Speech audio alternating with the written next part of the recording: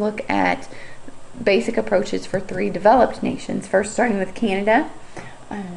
In Canada, police have the responsibility of responding to and investigating juvenile crime.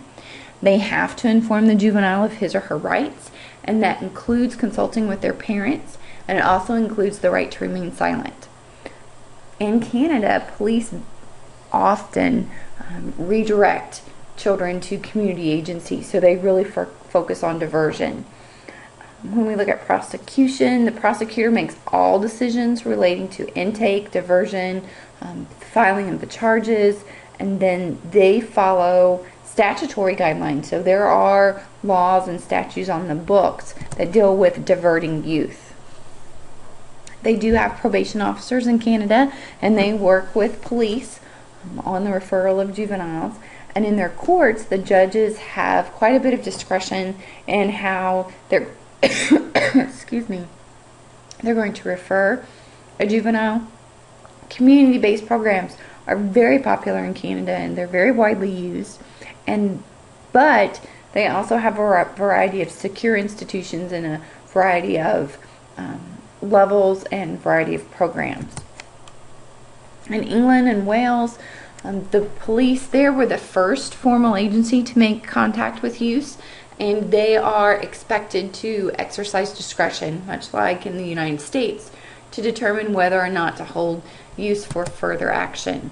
Their courts, they have specially trained magistrates that are trained on how to preside over juvenile courts. Their sessions are very informal. They're closed to the public, so no TV, no newspaper, that sort of thing, and there are no jury trials for juveniles. Their institutions, they have youth custody centers, and these sentences are determinate, and they really focus on cleanliness, order, discipline, and hard work are the main focus in their institutions. Sweden, a very interesting country.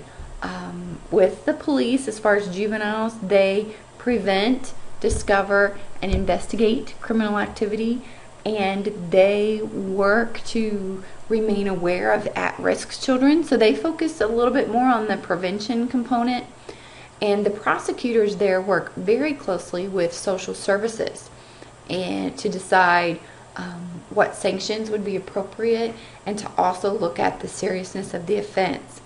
The courts then also work closely with the social services to determine the appropriate action.